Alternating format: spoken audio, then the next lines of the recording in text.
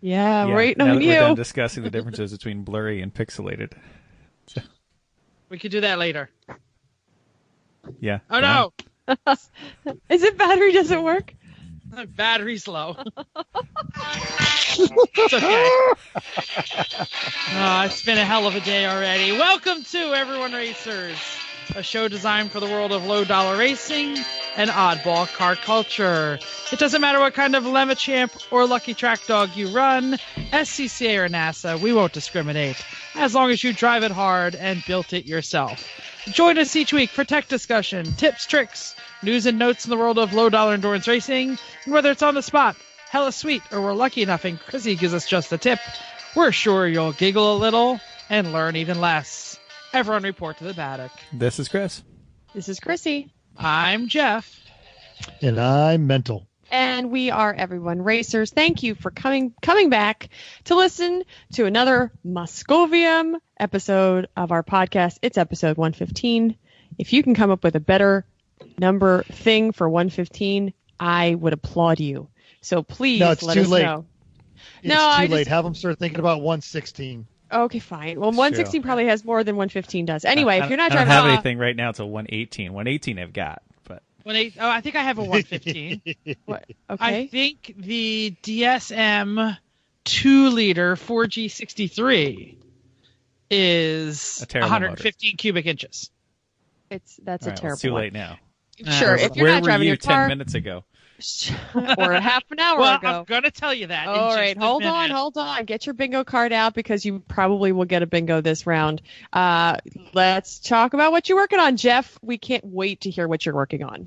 Okay, well, I'm working on lots of stuff. I'm slightly late to the podcast because I had a lovely what is it, Chris? What do you call a car accident with no damage? Is there like an insurance term for that? Yeah. No damage. No damage. So I had a car accident with no damage, except all of my clothes and all of my face.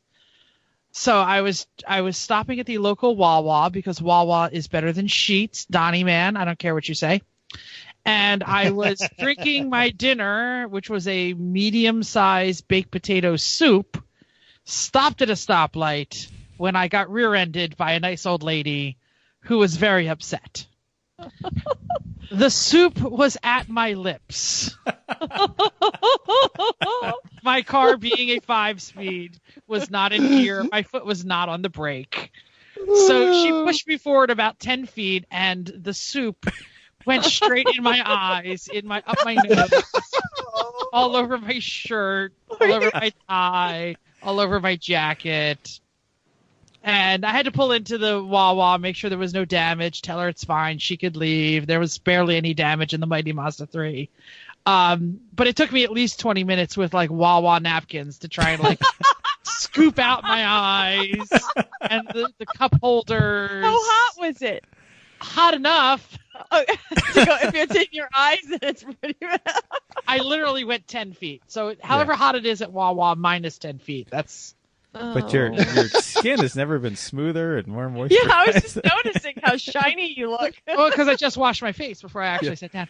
Yeah. So the worst part is you clean as much as you can with dry napkins, but then you drive home and you're like, this whole place smells like potato soup. Yeah. And then you look and you realize, because I didn't clean the seat belts. So the seat belt was I wasn't on the headline. Or maybe I didn't really. It was dark. I don't know where it was. Tomorrow, I think that's going to get you will find so it much all. worse. Oh yeah. Yeah. When it starts to really get hot, rancid. I keep finding it in my eyelashes. Yeah. I'm touching my eye right now, and it's a little gritty from soup. I guess I should mention it was Thanksgiving week. I worked on the house about 1,000 times. I had 2 sets of relatives have 2 sets of dinners. I did dishes forever, and then I cleaned out the side yard because the race trailer is ready to go into the side yard. Woot woot. Woot woot. What? Wow. It would be in the side yard if it didn't freezing rain on Sunday. So that's what I'm working on. You're full of excuses. Mm-hmm. I know. Chris, what you working on? Well, I'm not finding potato soup in every crevice which is I'm happy for. Thank you. Which is a refreshing change of pace for you. It is. It sure is. Thanks. Hey, we had Thanksgiving too, which is great. This year we were not installing the oven on Wednesday night like last year, so that's great. Continued some Mercedes work, including just got another oil analysis back from Blackstone and sent that promptly to Mental. Once again, it says, "This looks great. Keep it up." Awesome. Yeah, Yep. actually, I think it was, why did you change the oil so early this time? That was, Right. it was. I did read that. Yeah. Yeah, I wanted to email back because it's leaving. Because other stuff is apart, and it needs Yeah. to have the oil out for that stuff. So anyway, and then after Thanksgiving and getting a tree and Christmas decorations and Mercedes work, then we went up to the Garage Heroes in Training hangar and helped them unscrew their BMW, and that's what I was mostly working on, and figure out what was on their parts shelf, because they had all kinds of stuff that they had no clue what it was on their shelves of parts. And then did some Miata drag racing and drifting on the airport, because when you have an airport and some Miatas, that's Seems like a what great you do. idea. Right. Pretty much.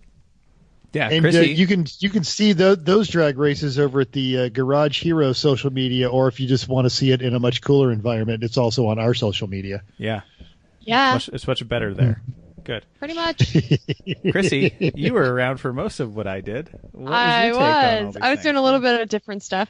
I think the Thanksgiving was the best ever. It was great. We had a very large turkey. It was awesome.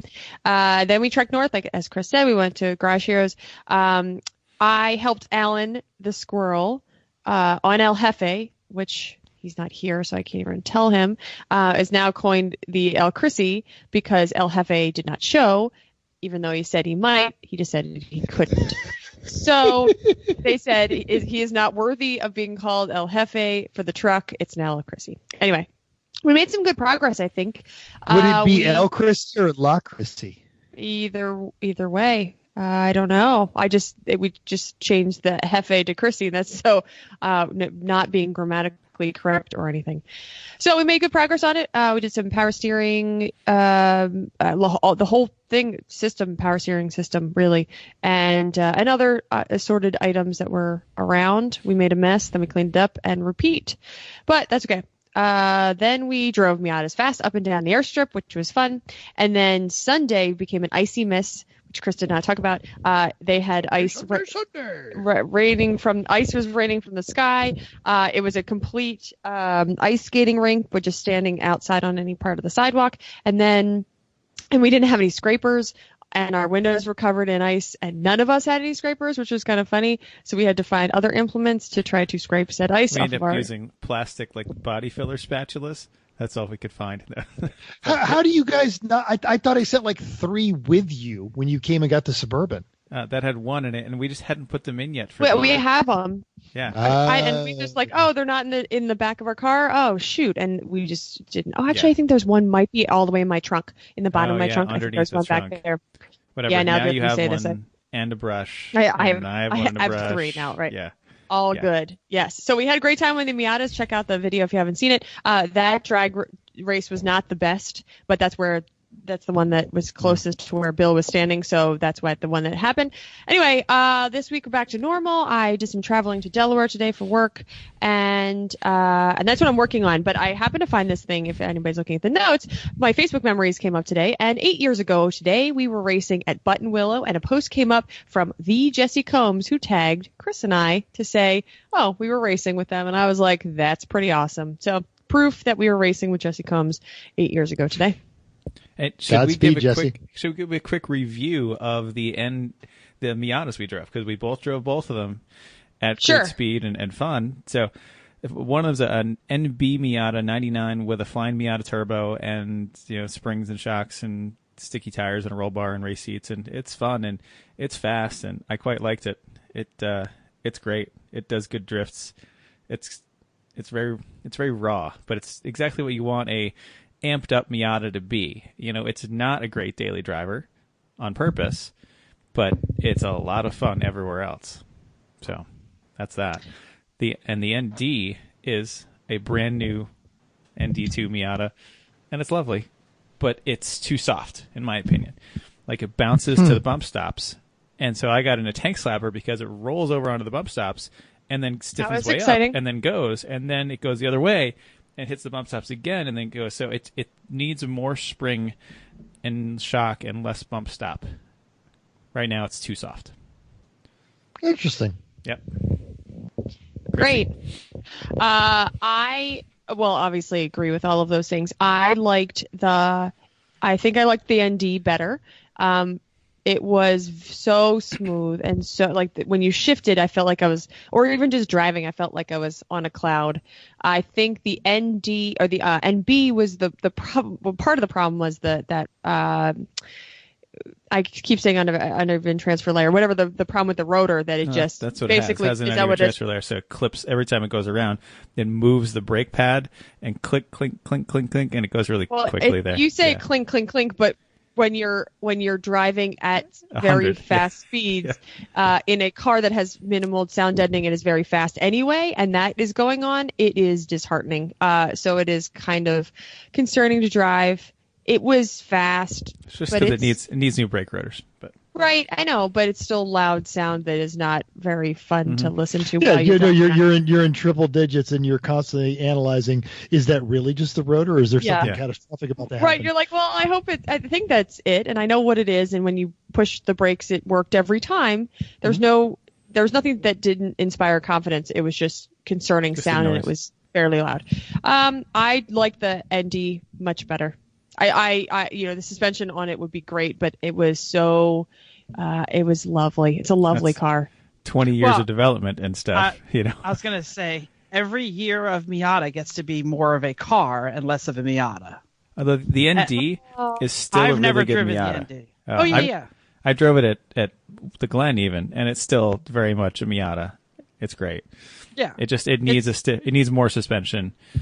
And the NB with the turbo, though, is great at drifting. It's nice and tight, lots of power. It drifts really well. It's that one's a monster. It really is. And it's like you step on the gas and you do one of these. You throw your head back and you're like, oh, hold on, okay. So coming from one taxiway onto the runway in second gear in the NB, it would hold a nice long lurid drift out onto the runway to catch third. That's awesome. So now it's a Fly Miata kit. Yeah. How many pounds of boost, and what's your ballpark on the horsepower it's putting out? 10, probably 220 crank. That's a lot for a Miata. Yes, it was. Oh yeah, it's great. It was a lot. I like it. Okay. Okay. All right. Miata review done. That's good consumer advice. If you have either of these two as your option, go with the. Well, I don't know. Well, depends on what you want. Yeah. Mental, Charlie what are you working on? Okay, I was going to say Charlie Baruth just got her anniversary edition Indy, and she's had several generations of Miata, including the Club Sport that she uses. I digress. So I also, like you guys, I had a fantastic Thanksgiving. We actually did the buffet at the MGM because you don't have to do dishes. But the next morning we got up, shaking off our food coma, and Vicky opens the fridge and goes, "Oh, there's no leftovers."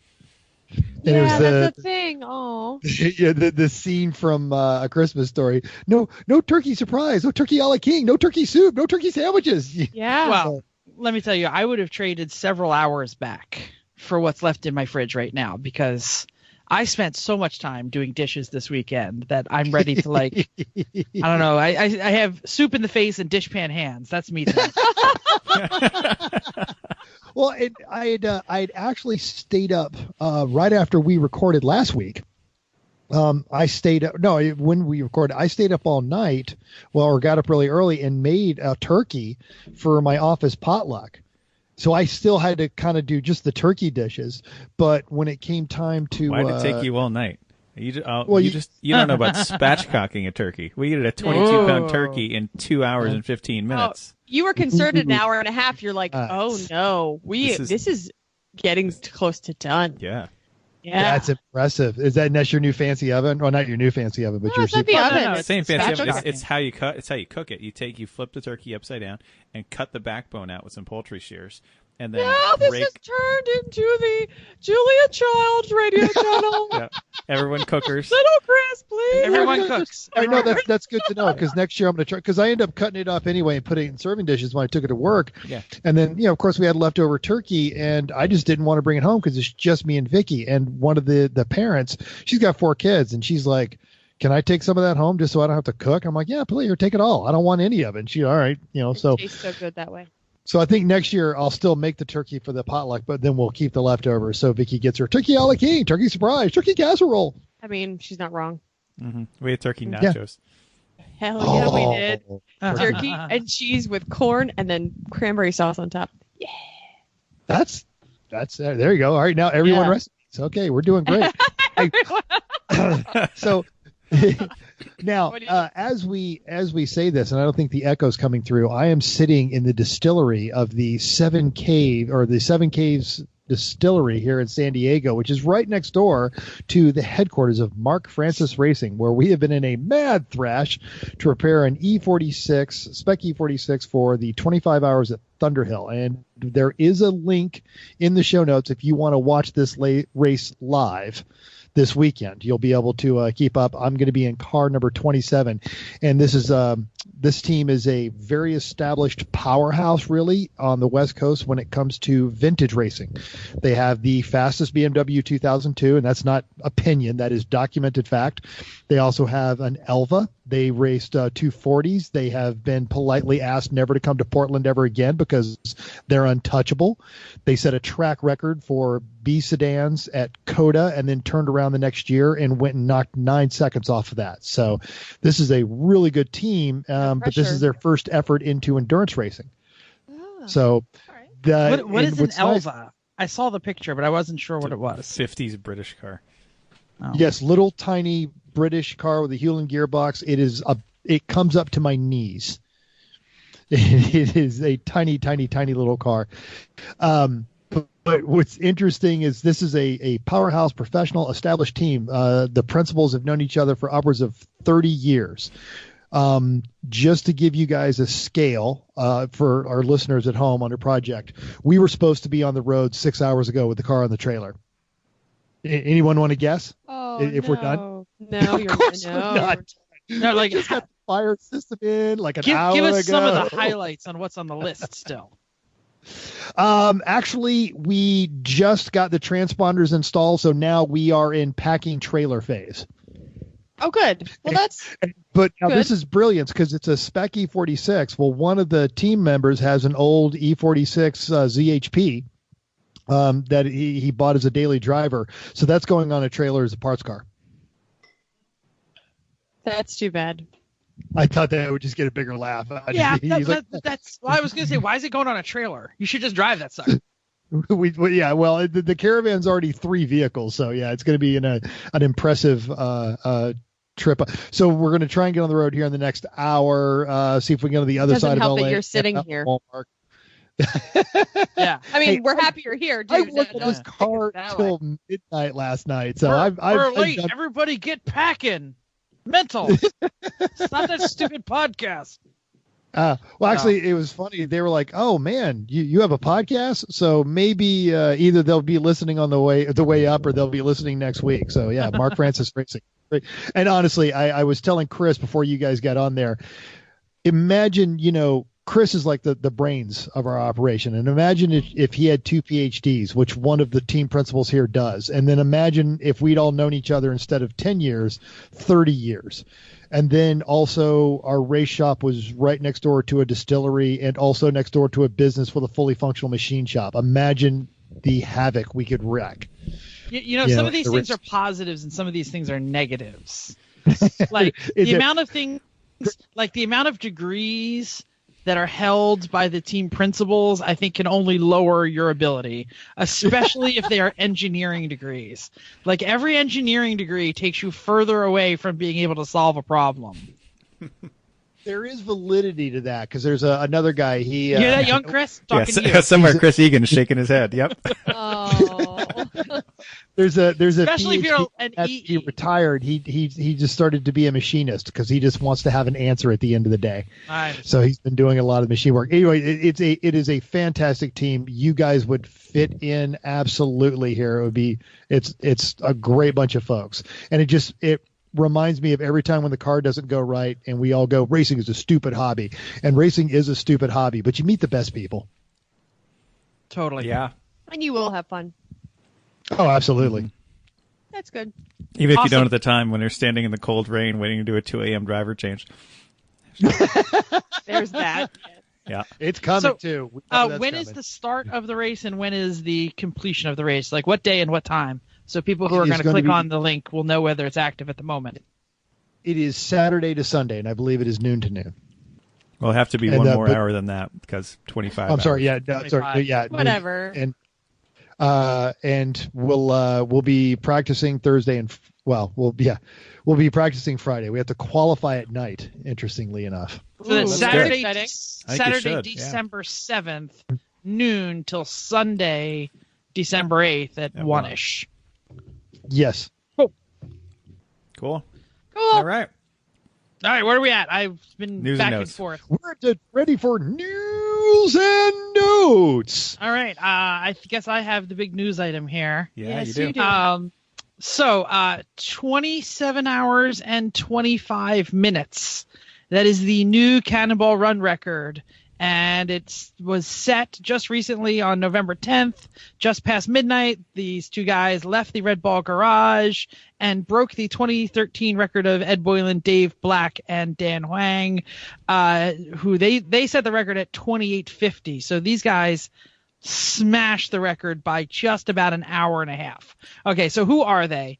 They are 2904 and C2C Rally veterans Arnie Tommen, Doug Tabbitt, and Berkeley Chadwick. He was the spotter mostly. What did they do it in? 2015 E63 AMG. Because Duh. 6.3s rule. Yeah, Yeah. but although is that a 6.3? Yeah, oh, yeah. Or Well, is that it's a 5.5 turbo, so it's a 6.3. It's a 5.5 turbo, right? So Yeah.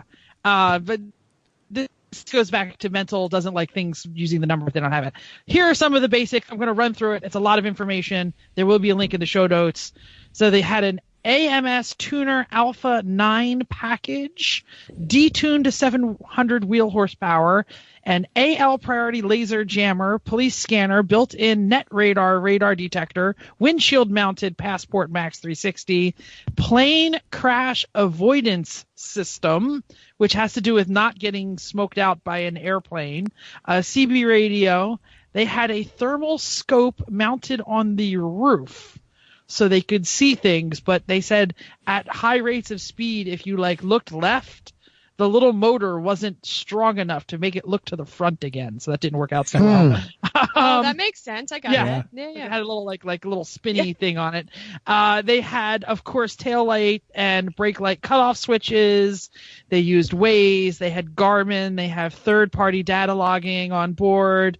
They used silver vinyl to alter the tail lights and cover everything that made it look like an AMG Mercedes. So that way, if people called in, they wouldn't know what kind of car it was. Wow. Yeah, it pretty much looked like a 2006 Accord.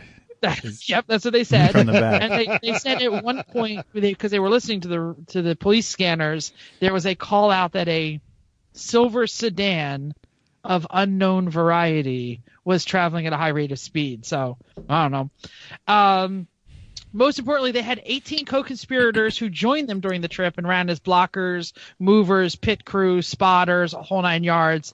One of them got pulled over for 130 miles per hour trying to get to his spotting assignment. So that sounds like fun. The final tally, 2,825 miles. Overall average, and this is incredible, 103.1. Recorded max speed, 193 miles per hour.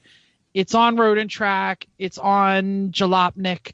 I actually think VinWiki has some of the best coverage because they did a pretty good video interview. And so, yeah, I guess we'll put that link in the show notes. Thoughts around the table? I mean, it's crazy. And I'm amazed at how fast I have to go to keep up an average speed of 75 on a long trip.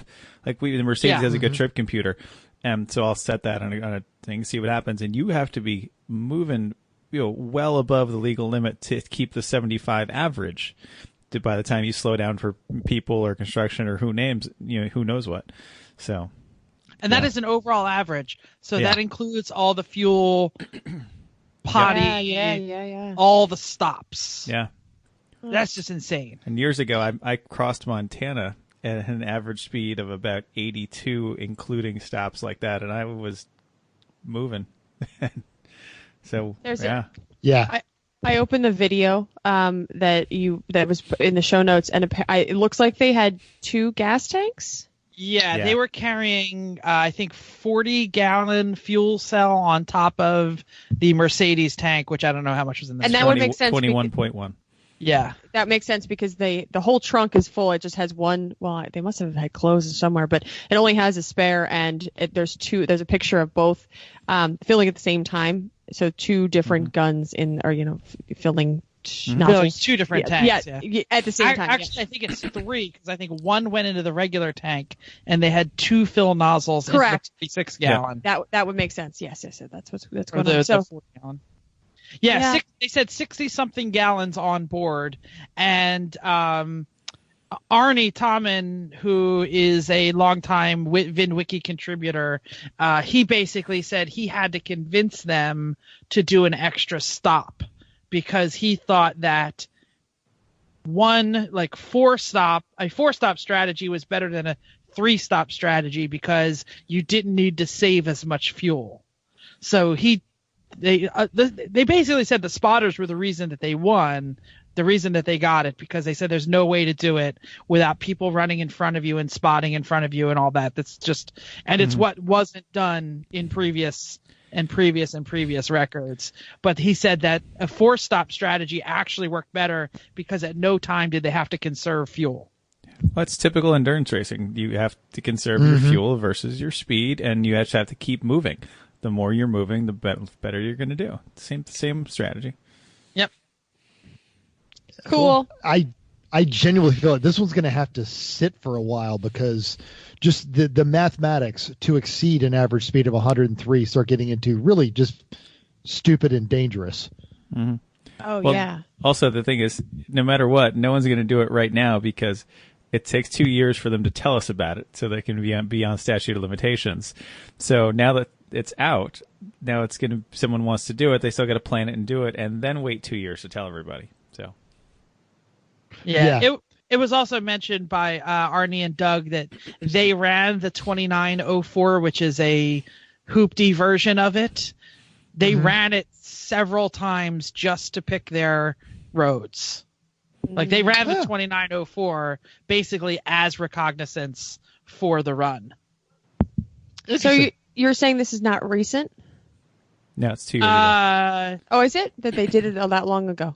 That's the way these always happen. Is they tell you they did 2 not years in a say day. when. Oh, okay. They just said they did it November 10th, and they're not releasing the data yet. So. Oh, okay. Yeah. It was They're being cagey. Well, they have to be. When it was announced that they did this, Ed Bullion did a VinWiki episode, and I was with Florida Man Donnie, and he's a huge.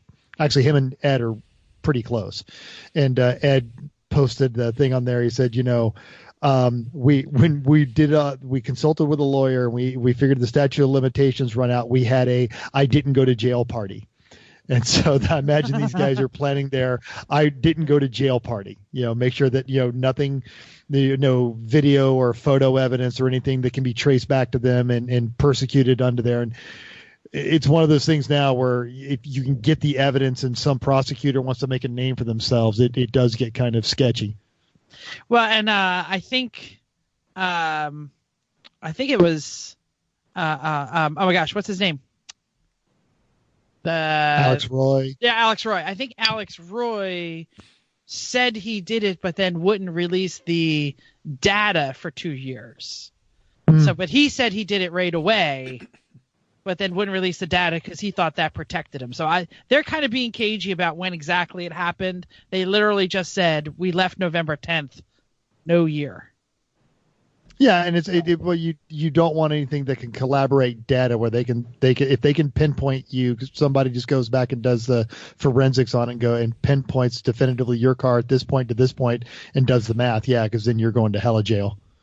I feel like we can do a whole episode on this, so let's just keep moving along. Keep moving on. All right. So in slightly different news, now someone posted this on Bill Strong's page, but then Bill Strong posted this on the Champ Car page. But in Germany, last month, 40 electric cars competed in the second edition of the 24 hours of, Chris, can you pronounce that? Ochersleben. Ochersleben. Ochersleben. Sorry. Yeah. 24 hours of Ochersleben. Close enough. It's an all-electric car race for 24 hours. Now, the obvious question is, how do they handle charging? And I don't know. It might be in the article. They might actually just be doing the fast chargers, because it was won by a Tesla Model 3 who did 487 laps. Yeah, swapping batteries, changing them. See, that's charging not so them. easy. You got to charge them somehow. I don't. According to the article, it swapped. says teams have to balance on-track pace with charging strategy, with number of recharging stops required over the course of the 24-hour race. Mm-hmm. So I think they just did conventional fast chargers and plugged them in. Giant diesel generators. Yeah, that's environmentally friendly. Yeah. It's Germany. They might actually have those stations. Here's the last line of the article. Accounting for the time spent recharging in the pit lane, the winning car had an average speed of 30.7 miles an hour. That's amazing. Okay. That's awesome. Well, it'll be interesting to hear what they come up with, because I know there's plenty of people that want to try it here with our people.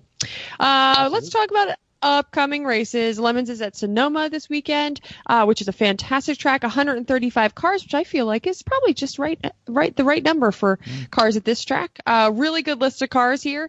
A CRV. A Honda N600, not so familiar with those. A Kia Rio, a fine racing machine. A 1969 Corsair Ugly Monza Coupe is what it was listed as. And then there are two, I believe. That's not editorializing. That's reading. No, I'm reading right. This is obviously copied right off of the entry list. Save your hate mail. Oh, yeah. I'm very sorry. I like the next one, too. So Yeah, so the Lanciata, Scorpura, Integrale, Evoluzone V, that's 8 Special Truffert, maybe? I don't know. There were two of them, so it would be interesting. It was basically, there's two Lanciatas. I think it's a Lancia Supra based on it's a Lanciota Scorpura. It's like Toyota Supra, right. Yes, like Supra. Yeah. Scorpion. Integrale Evoluzione 8 Speciale Truffare. I like truffle. Is that like mushroom? Yeah. I love teams that go to this far to try to write things on them, there's actually a bunch of them. There's also a Toyota Tercel, another lovely racing machine. So there were also a lot of Porsches, Hondas, VWs. Should be an awesome race. I know I'll be watching on Race Monitor. So let's hope, good luck to those guys. Absolutely. Awesome. And it is supposed to be raining California all weekend, so that'll be interesting. On both of the races, right? The 25 and this. Yeah. Glad I'm not there. Listener feedback. You can tell Jeff just wants to talk about the Cannonball record, so he'll go really quick because it's probably boring to some people. I posted up the Cannonball record thing, and we have to say that Randy B and Florida Man Donnie had both met new record holder Doug, and they say he's a hell of a guy and a Lemons racer. So Gooba Gaba, he is one of us. Indeed. There was also some safety discussion from both Donnie and 3PMer Eric K. Why doesn't he have a nickname? We'll have to come up with one. I think it should be he could be DJ K. Oh, it's interesting. So without DJ, right? without naming names, I just want to say that the Porschmeister. The Porschmeister, I like that. Eric, the Porschmeister. DJ Porschmeister. Yeah. Without naming names, I just want to say that one of these guys lives in a state that looks like a penis, and he claimed to have firsthand knowledge of an unsuccessful solo record attempt, and he could attest that it's totally safe to drive that fast. Okay. Allegedly. Allegedly. Okay. And I posted up this weekend about what you're working on. And thank you to all the people that posted up what they were working on. There was plenty of good adventures. So we love the responses. Thank you. And you know who else loves responses and adventures? Sure. I don't know. It's Chrissy's mom and sister who is about to explode. Hi, Jen. Hi, Oh, Chris. she's Hi, Jen. not gonna not explode. I hope she doesn't explode. Jen, if you're sitting at home, Garage Heroes in Training, check out the Star Wars podcast. Oh, she was so excited about it. Yeah. Is it up? Does she already have the robe to dress her baby up like Baby Yoda? I just have to say that the amount of preparation that Bill and company put into their podcast mirrors the amount of preparation they have for their race cars. Oh. Aw. Oh. I was like, do we have show notes? Do we have show notes? Do we have a plan? Do we have a plan? Nah, record. Send it. Well, he edits. He edits. He does So, edit. He does that. Yeah. I guess that Hopefully makes he- up So for it. speaking of editing, that's a lovely segue into our main topic time. And you know what? Screw it. Let's go ahead and just get the E. Folks, how do you unfuck a used race car? Good try, Jeff. It was totally bleak. Keep going. Ignore the editing. This hobby has been around long enough to where, and just also cars coming out from other series, but endurance racing, there's a lot of folks are upgrading, they're selling cars. We have a team of sold cars, we've bought used race cars. So we're going to talk about, what do you want to check? What do you want to do? What do you need to get, and where do you start?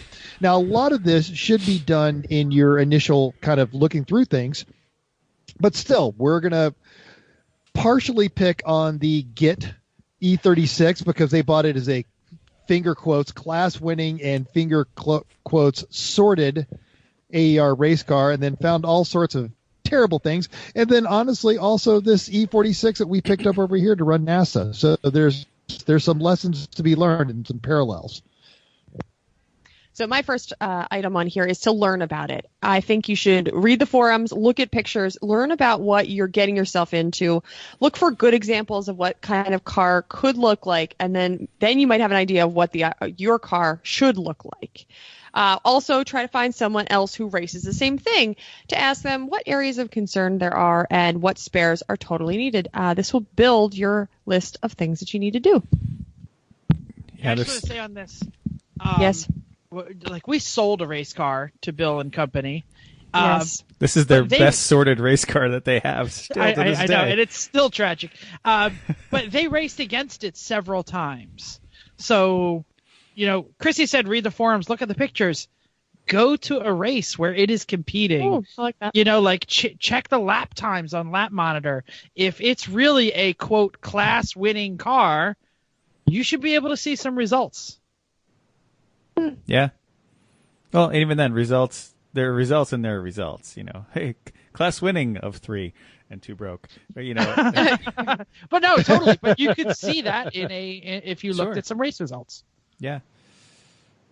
Absolutely. And But you could do I- that anywhere in the world. Like you could be in, I don't know, like the Middle East, and just start texting people, hey, why isn't the car turning laps? Why isn't the car turning laps? I do like the idea of making sure to find the right spares, because that's one thing you don't really know. Like, you just start buying stuff, or you just don't go with things, and you learn what spares you need as you break things. So it'd be nice to know that ahead of time, so you're coming with the things you need. Because some cars, the wheel bearings might go 2 seasons, where other ones they go every 2 races, or one of them might need its Johnson rod re-chromed after 60 hours or something. Who I knows? need my Johnson rod re-chromed. Oh yeah, I I'm bet you going to do. be talking about spares in a few minutes. So Okay, cool. Well, and then I think it also bears mention, where does it race? Because it races at Road Atlanta. I don't care what kind of wheel bearings you got, you're replacing them. Yeah. totally. So anyway, who's next? So yeah, so on that. Now the next part of this is you really do resist the temptation to just buy it and then show up at the racetrack. You're going to want to spend some quality time and go over this car. Find out what works and what doesn't work. What's this loose dangly wire? What is that to? Where did that come from? Look for anything that's out of place. That doesn't look right or deserves a longer look.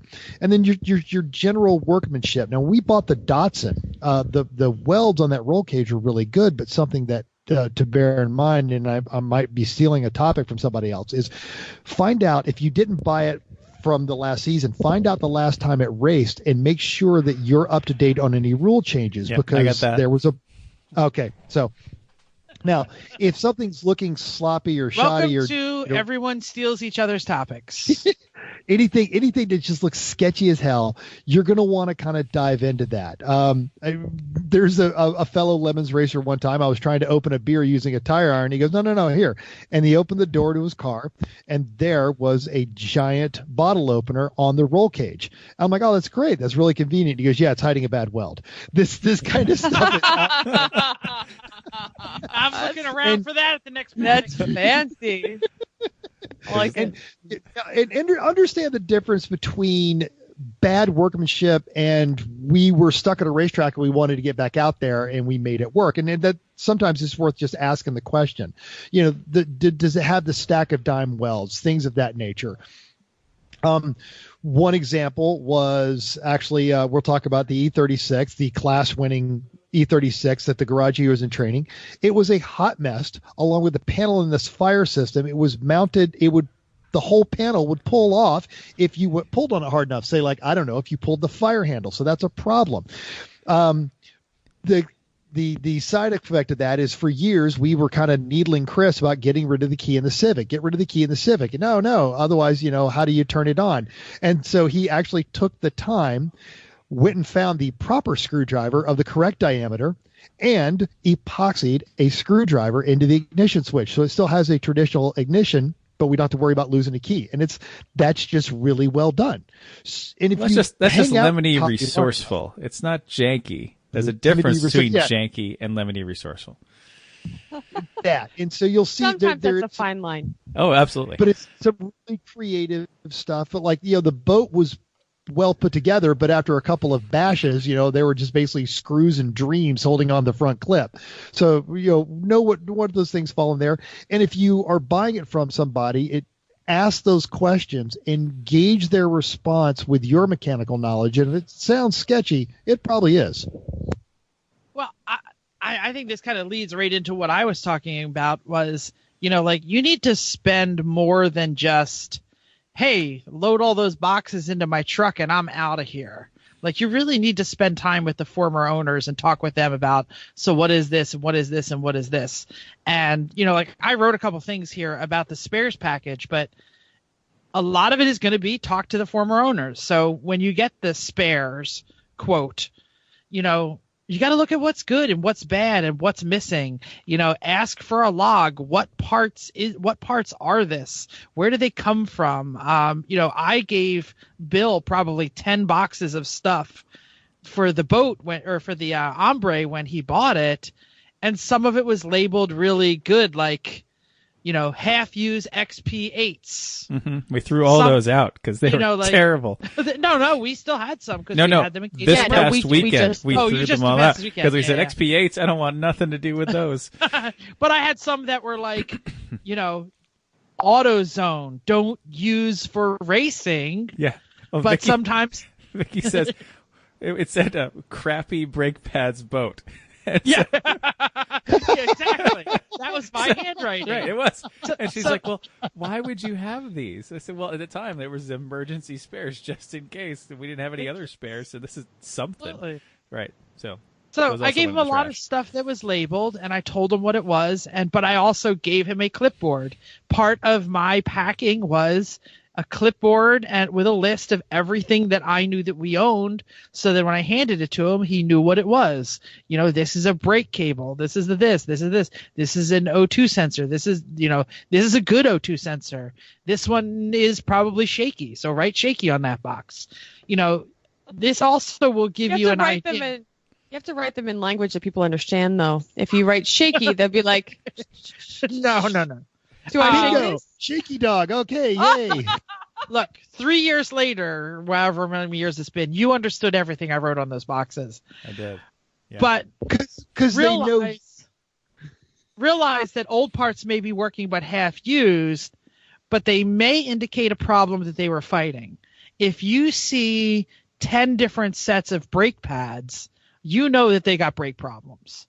If you see, we were fighting the ignition system. I'm sorry, the induction system. So we had sensor after sensor after sensor after sensor because we were trying to get it to run right for a little while. So all of those sensors were still good because we were chasing a problem, but that's an indication that that race car might have that problem. Well, and I think that talking to the owner thing, a good example of that is Black Betty. Is when Greg talked to the guy that built Black Betty, just the way the guy talked, the way he presented the car, the way he said he did stuff, the car was sold on the first phone call. And just because they were chasing a problem or they've got a stack of weirdo parts doesn't mean don't buy it. Just know what you're getting into, and if it's something that plays into your strengths, then you could turn it into a winner. Yeah, totally. Awesome. I'm just going to say, Mental already mentioned it, but, make sure that your current rule set, make sure the belts fit your team. Make sure you know how to use them. Check the dates on the items like the fire bottles and the belts, and get them to the schedule that matches your other cars or doesn't match your other cars. We have our fire bottle systems, date out on odd years. So that way we only have to replace one a year. Right? Smart. Do all of our belts just how it worked. That's just how it worked. I mean, but you know what I mean? Like, if take the compliment, Chris. You're right. You're giving us so much credit. No, but it's like, it's something where if that belt only has 6 months on it and that's going to end in the middle of the season, now's the time to replace it. So that way, it's going to finish the season. So also just replace it is 2 weeks before the race. Yeah, I know. But also make sure that everything matches. Like, we made sure that all of our race cars have the same kind of belts. So that way whatever car you're in, and when your car is on fire, to reach for a cam lock, not a duckbill. Yep. All right, yeah, pull down versus pull up. Pull so when down you're getting in up. and letting people in, you know how you're going to do it. Yeah. Yep. Cool. Yep. On the subject of belts, go through your rule book. Go through your car at the same time. If, like, for lemons, print out the How Not to Fail Tech coloring book that they give you. Actually, that's a good thing for any series. It really is. It really is fantastic, and anyone can follow it. Yet so many people manage to not. Numbers are hard. Really, it's like my first rule book. It's what it's set up to be. It's yet everybody still, has rules. Yeah. So you bring that to your car and look at it one by one. So the examples are: do you need a fire system but it doesn't have it, or it just has a bottle? Did the cage rules change and now you need to either add another door bar or add a spreader or add make your door bars wider, or who knows what do you need to do? Do you need to put a fire net in or a center net? Is the cage design in general okay? Or does it have those backstays that hit a crossbar and don't go directly to a pad? Things like that. How's your kill switch? Is it in a spot where you can actually get to it? Does your series demand it be in a certain place? Some say it has to be inside the car. Somewhere these people used to put them on the outside. Are the numbers big enough? Are they on the right background? Can you see them? Do they have to be in a special number plate? The belts, the rate age, etc. So there's so many things you got to check with the rule book. So some examples from the E36 that are a little off the wall. This car, when they bought it, had 2 fuel tanks, and it had 1 stock fuel tank. Oh, I heard plus about it had this. a ATL fuel spare tire well cell, not really enclosing anything, just the rubber bladder part in the fuel cell. There was no box? No. It was just the bladder? Yeah. Sitting in the fuel cell. So it was a bag of gas sitting in the spare tire. Yes. Yeah, a bucket of gas. Yes. A bucket of gas was in the spare tire well. Yeah. And it had a pump that would pump directly into the stock tank. They just put a bulkhead fitting in the stock tank. They drilled a hole in the stock tank, put a bulkhead fitting in it. So when the car would sputter, you'd flick a switch, you'd pump the cell into the other one, and keep going. And this was they wired. were some cheating mother effers is what it was. And this was wired with household wire. Sure. Wire nuts. The only way to do it. It wasn't Romex, but it was a triple wire. One was green, one was black, one was white. Well, this is an AER car? Yeah, this is an AER car. Because that was a cheaty ass AER car. Well, remember the last time we had an AER tech, the guy looked at our belts, asked me if they were the ones that are. Is this the expiration date or they were made? Which ones are these?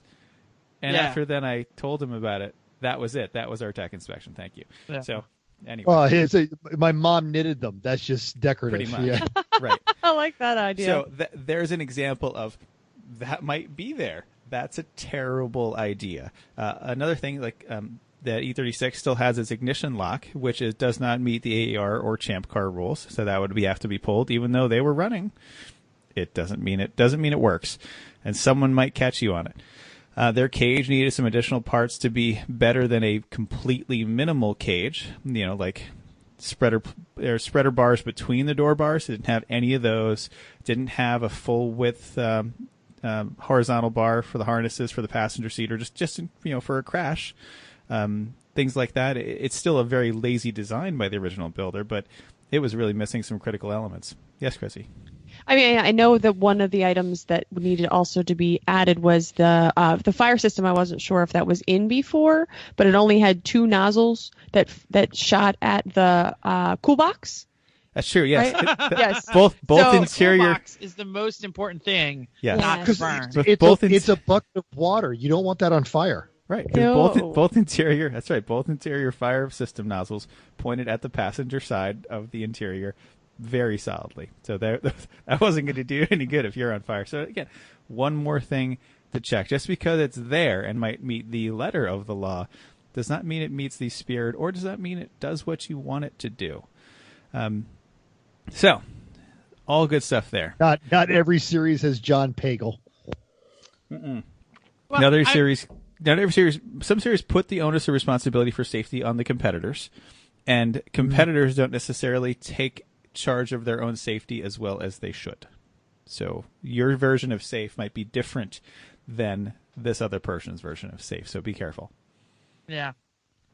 Yeah. So in the spirit of getting the car ready to go and up to speed, you really should set the baseline on some pretty standard wear items, things like fluids. Unless you very clearly know when the last time the fluids were changed and what they were changed with, you probably should just go ahead and do that. Like the Solstice, I actually emailed the guy that we got it from and said, hey, when did you change this stuff last and what's in it? And he told me, and the engine oil had 2 hours on it.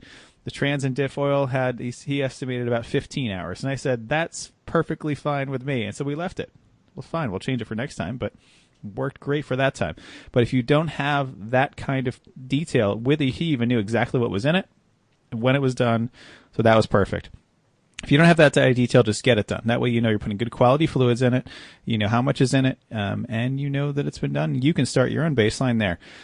The other thing to do is wear items like things like ball joints, wheel bearings, tie rods, things that do wear out and that you can't necessarily see. Like you can see if your brake pads are getting worn. You can't see if any of this other stuff is getting worn really, unless it's really bad. So get it done early. It'll not only give you an idea of how, starting to get used to working on the car and see how it goes together, how difficult these jobs are. It gives you then a baseline for your future understanding of how long do these parts last. And when you're ordering them, really, you might as well order 2 of everything so you have that spare for the next time you need it. Then you can document how long it is that it's going to go. And hey, while you're changing that oil, maybe consider sending out a sample to Blackstone just to check on the health of your major mechanicals. You never know. You might have a motor that's about to blow up, and it's worth the $28 to know that before you go to the race, so you can fix it ahead of time. So, lots of little things you can do. Yeah, they're great. Actually, I'm happy.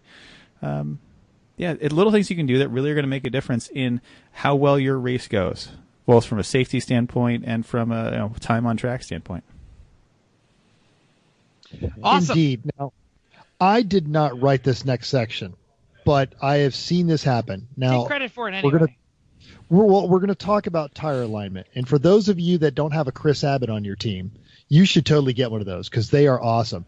But it's not just him. I've actually seen this. One of my teammates this weekend is a guy named Sam Smith, and he's very good at this too. And in fact, the very first time he drove Black Betty, he sat down and talked with the owner, and they made some adjustments that night, and it resulted in an immediate across-the-board drop for everyone that drove the car of about 3 seconds a lap.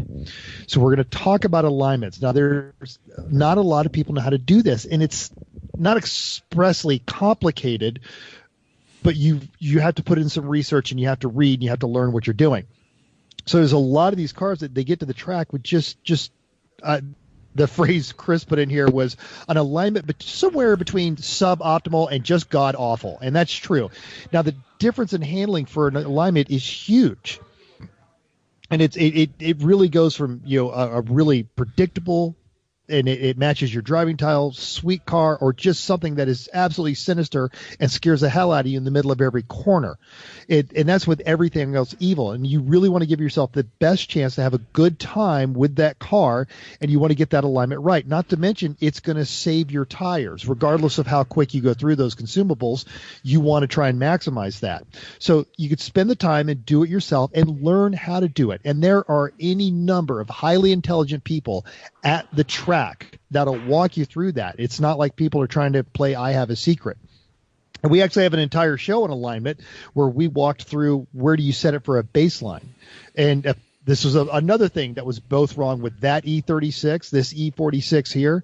And they finally went from, they did this from an understeering pig, and you guys got it handling quite well. Because I remember driving that at Thompson. And Jeff, you drove it too, right?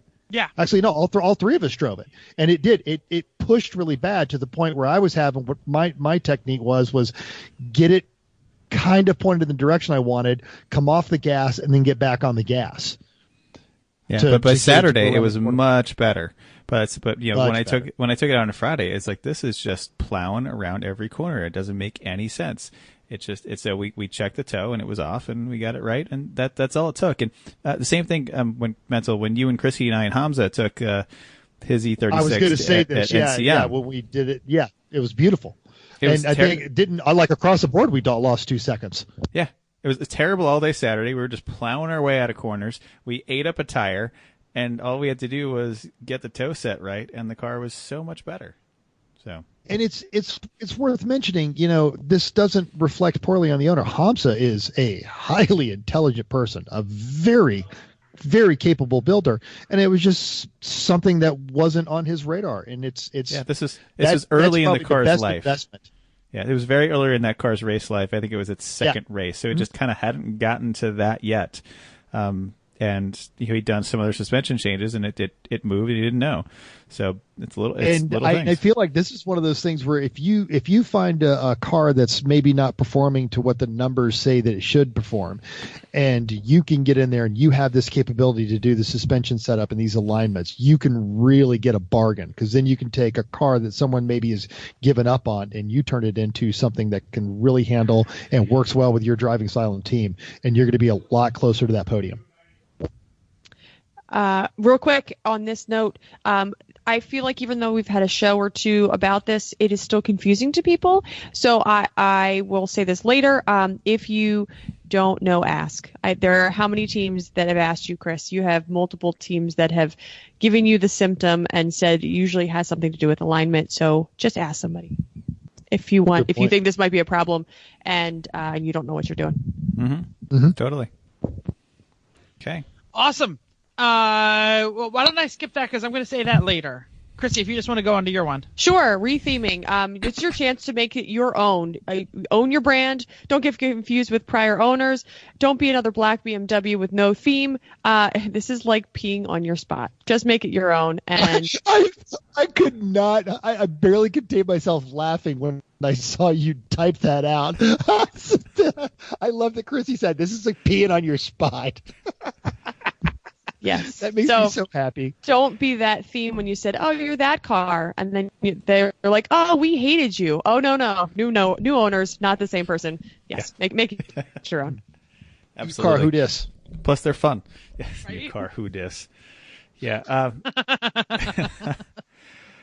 Once you've got the car with, your new ball joints and bearings and your good alignment and it's safe and everything's good to go, get out and test it, because a setup that the previous owners may have thought was wonderful, you might absolutely hate. And you just might not be used to how it drives. Maybe it's your first rear drive car. Maybe it's your first high power car. Anything like that. You need to test it and see how it does so you can make changes before you're in a race. So an example, Black Betty, when we got to the very first race that after Greg got it, at testing day, all of us spun that car.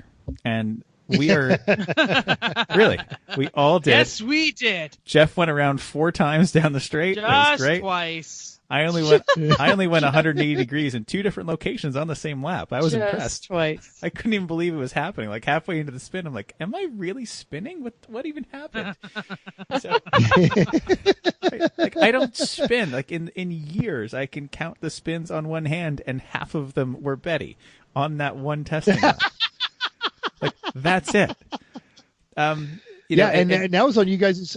More or less a home track for the 3-pedal Mafia too. And we are all an experienced set of drivers, and we don't spin. And so the handling balance that it had set up was not one that was sustainable for a crowded endurance racing environment where you have to avoid things. We need something that you can make an maneuver in, avoiding the giant fake turd that just fell off the Subaru in front of you. Exactly. Right.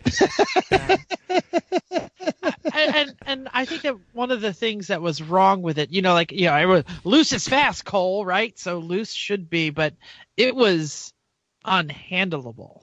Like it just didn't take transitional load. If there was no one around you ever, you can set up to be very fast that way. Like the steering wheel starts to turn, you just hit it back to straight or a dab of oppo and get on the gas to set the back end and go. And that was exactly the origins of that car because it was built as a time trial car. And you're exactly right. Yeah. And when no one is around you, sure, you can do that. But in an endurance racing environment, no effing way. There's no way you'd get through a race without black flagging out. Or at least having to slow way down to keep out of that limit. So fortunately that day we were able to change some spring rates up, change the alignment up a little bit, and get it to the point where it handles well. And they've continued to perfect it over the years. And it is a lovely, lovely handling machine now. But when it started, it was a evil, evil bitch. Yeah. Yeah. But now it's a consistent top 10 car. Yeah, but without testing, they would no idea to know. So you've got to get out there and test before you're in a race, before you're coming into turn 1 with 5 other cars, and all of a sudden you find this car likes to spin. Find out before. I'm going to say test them also in a minute, so hold on to that thought. I think there's a lot of personal touches that people do in their race car, and I really think you should do them to whatever car you get. Once you know that you have the right spares and it's not going to kill you and it's going to pass tack and your alignment is where you like it and you got the fluid set, now's the time to do all those little things that makes the car yours. We have medical tubing on our belts. We have buckets for our cam What box. does the medical tubing do for those that don't have any idea? They could think that's very strange. That could be very strange. I'm sorry. We've talked about this in other episodes, but we have so many new listeners, all 4 of you. So we have it is medical tubing, right? Surgical tubing. Surgical tubing tied to the cage that comes down to our belts. And when you release the belt buckle on your belly button, it pulls all the belts out of the way and up towards the cage or down away from the seat. So when the next person sits down, they don't sit on the belt. Right? Yep. Exactly. Little tiny thing that we like. Some other people might be like, I hate this thing. Cool. Well, and there are people, do, I like strange people feeling around in my crotch when I'm strapping into a hot, sweaty race car. You still have to do that, but at least then you know where the belt is. You don't have to go digging all the way under. Because everyone loves to go digging. Yeah. It's not there. It's not there. It didn't go up. It didn't go up. This isn't about whether one way is right or the better. I'm saying there's 90 little things that you like in your car that you should do. We have there's like buckets people still in the love same up timers place. and things like that. Yeah. We have a bucket in the same place where our Camelback goes in just about every car. Our cool shirt mounting things and our live well switches are how we like it. So these personal things will make your life easier. Add them to each car because driver portability should include driver familiarity. So when you get in a car, the radio button is in the same place. The belts work the same way. Items are interchangeable. Yeah. Radios are the same in this, and that's why I said I'll bring it down to here. The radio setup should work with your setup.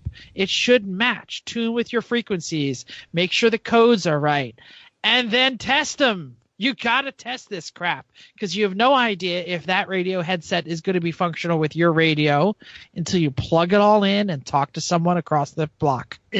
and I do want to say this. There's a lot of things that you test at the track, and for good reason. Your radio you can test in your friggin' garage. Yes. Because I have seen radio shenanigans eat hours upon hours at the track when you needed to be doing something else. Not this particular team, but I've seen it go so sideways with radios, and that's a thing you could be doing in the garage. Yep. Yeah. Absolutely. Okay. And Chrissy, I think it's a great way to wrap it up. Yes. Lastly, I already kind of mentioned this. If you're stuck, just ask for help. Don't go right to the general Facebook page and say, I just got a car and I don't know what I'm doing. Will this pass tech? Etc. Don't do that. Talk to the heads of a sanctioning body and ask if they can refer a team that could help, either someone who knows that type of car well or has been racing for a while and understands what needs to be done. It doesn't help anyone for you to stand in your garage, look at your race car, be sad, feel stuck. Somebody is out there to help you. And happy to do it. Pictures help. You cannot take too many pictures when you're asking for this help. Sure. Like I know for lemons, Eric Root will happily hook you up with someone that's local to you to get you going there. I'm sure Bill Strong would do the same for Champ, for example. So there's always someone out there who's willing to help you. You just got to find the right people, and usually the organizers are happy to hook you up with them because they want you to have a good experience. They really do. They don't want you to suck. Right. And they don't want to help you. Right. Because they're trying to run a race while they're at the track. Right. And we said, Eric Root will be really good about that. Bill Strong, we know. And also I've had conversations with Alex Rubenstein and John Kalisa of AER as well. And we've been talking with Joey Todd. WRL's kind of under new ownership, but still those people are there and they will point you at people that can help you. Every one of them. Absolutely. Awesome. Does anyone have anything else in this topic before we move on to just Tip. It's been a while since we've done that. I know, and we've actually the last couple we even bailed on anybody. We all looked at each other and were like, "Do you have anything?" Nope, and we just skipped it. So, I'm bringing an old one back. Okay, it is cold everywhere. Bringing tips back. That's weird. I remember it's cold where we are and many other places in the United States. So let's discuss some helpful hints about driving safely in near freezing temperatures. This weekend and even just today, I was driving around and it was raining and it's in the 30s. So I tend to watch the outside temperature gauge, make sure it doesn't get too close to 32 or below, and then the road gets slick and then there's just possible black ice. So one trick that Chris taught me a while ago was to watch the cars in front of you and ensure that the spray from their back tires are throwing water. If it is not leaving tracks or the wheels are not throwing that water, it could be black ice and not just wet. Also, here's your PSA for the day. It's a great time to remind you to put on your snow tires or make sure that the seasons you have on have plenty of tread. And you are prepared. Oh, come on. So you're prepared for any weather event. It's also a reminder for you to check the same for your family, your parents, your siblings, your neighbors, your family, whoever, and make sure that their tires are just as good as yours. Even if you don't think it's your job, you'll be happy that you were proactive in case something happens. Yeah. I should mention I run all seasons. So I are don't your have, all seasons no seasons good enough? My all seasons are on and they have depth. I just have to go to the winter because it's winter. And it's a good idea to do so. Someone says, these roads are terrible. And you go look at their tires and they are bald. Yeah. Or they're Douglas Extra Track 2s, Yeah. Well, I'm just saying that because I don't run summers. So when it gets to 30, as long as there's no snow on the ground, I'm fine. Anyway, I have another just a tip. Don't eat your hot soup at a stoplight. You're a college campus in New Jersey. That's technically distracted driving. I think right? And seriously. I wasn't driving. I was stopped. Yeah, but you were going to drive and you're eating soup. Who does that? It's in a cup. Usually people eat like a sandwich. It frees up his texting hand, Chrissy. That's that's why. Just don't. Safety squirrel does not approve. No, I don't. Maybe you'll learn next time not to eat hot soup while you're driving. I love hot soup while I'm driving. So safe and creamy. Oh, now it's all in your eyelids. So I don't use a spoon. Chris is making feel spoon like- motions. I feel like safe and creamy should be a new shirt. It's just a little cup. You're just like, There's so much you're just drinking it. cream in my eyes. All right, hold on a minute. I'm gonna have to restart the music because we just keep talking. It's okay. Thanks for downloading us. We hope you enjoyed this creamy and safe edition. What? Safe and creamy edition. Safe and creamy edition of. We're gonna go re-record the intro and use safe and creamy. We also hope you'll join us in the world of driving, racing, and building, because everyone can be a racer, even you. If you enjoyed this podcast, subscribe. It's totally free. Then go to iTunes, give us a 5-star rating. If you hate us, give us 5 stars and tell us why. If you have any questions other than why does Jeff eat soup, you can email us at Facebook page, or email us or drop an idea on the Facebook page, Everyone Racers, or email us at everyone.racers@gmail.com. Find us on Instagram or Twitter or at the local Wawa at Everyone Racers. Thanks again, and until next week, keep the turkey basted side up unless it's spatchcocked. I'm not really good. Do you have to flip the spatchcocked word? You just cut it all open, All spread right. it all out, and it cooks real fast. Unless there is no golden brown side, then just keep the wheels down.